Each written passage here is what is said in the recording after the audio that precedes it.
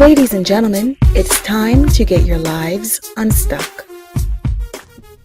Hi, my name is Michelle Green, and today I want to talk about clutter.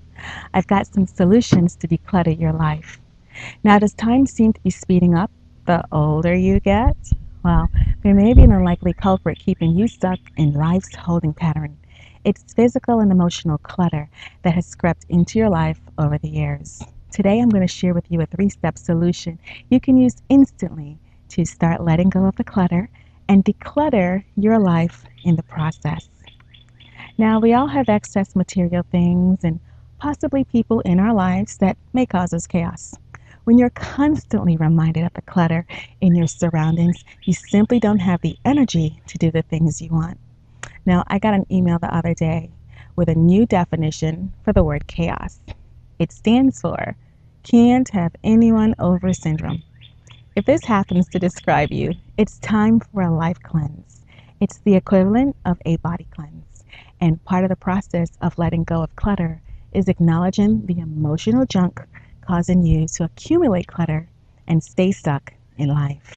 Step 1, make a decision. Become aware that things are not going the way you want them to. Here's how clutter begins. It starts out harmlessly. It's barely noticeable. You continue to bring things into your home, but you never get rid of anything. Then one day, you just can't find anything whatsoever. Perhaps finding your keys turns into a weekly major event. Now, if you don't make a conscious effort, maybe on a monthly basis, to purge the junk in your life and home, you'll end up using energy you could be using for something else much more important to you. Until you change your thoughts about how clutter is controlling your life, the clutter will come back no matter how much you throw out. Flush out what's not working in your life. You've heard of the fat flush? Well, think of this as the lifestyle flush. Become aware that what you're doing is not working for you. Make a decision to start decluttering your life, both physically and emotionally. Here's step 2. It's all in your head. Most self-help books will provide you with information to help you affect just about any type of change. But unfortunately, information by itself is simply not enough. We're already drowning in a sea of information. And if you don't get clear on why there's so much clutter in your life, all the information, seminars, and possibly coaching you receive may all be in vain. To make room for the life you want to live, you've got to do some emotional decluttering. Another self-defeating emotion that inflicts many people is guilt. Guilt revolves around living in the past and in the future.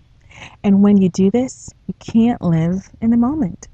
Spending your life energy worrying about the past or the future is a one-way street to feeling bad about yourself. You just can't rewind to the past and you can't fast forward to the future. So you're not even living in the now. You are stuck. And finally, step 3, release toxic people and thoughts. Take a look at yourself. If you're tired, stressed, overwhelmed, it may be that you're trying to live up to other people's expectations and you're just sick of it. Perhaps you're afraid to make changes because of what others may think of you. Now, here's another choice you need to make for yourself. Are you more committed to what people think of you, or are you more committed to getting your life back on track?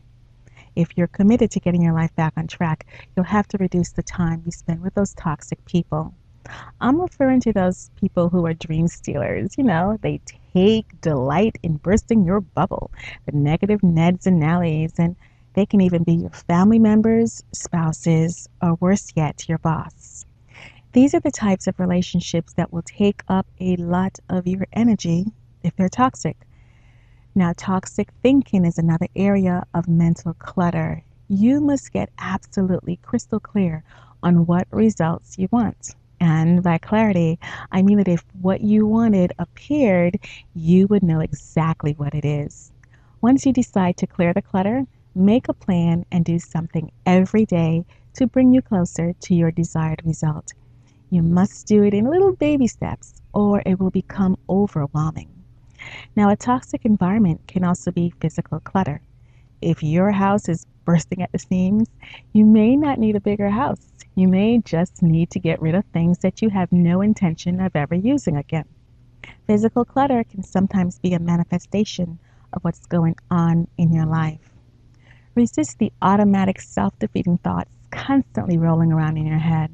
These thoughts give you a false impression that you are powerless to control the clutter, both mentally and physically. When they appear, stop them immediately and think of how great it will feel to declutter your life. One of the best ways of letting go of clutter is to acknowledge it and move on. You are where you are. Live in the moment, act on the 3 steps provided, and take tiny baby steps each day to declutter your life. My name is Michelle Green. Imagine your possibilities.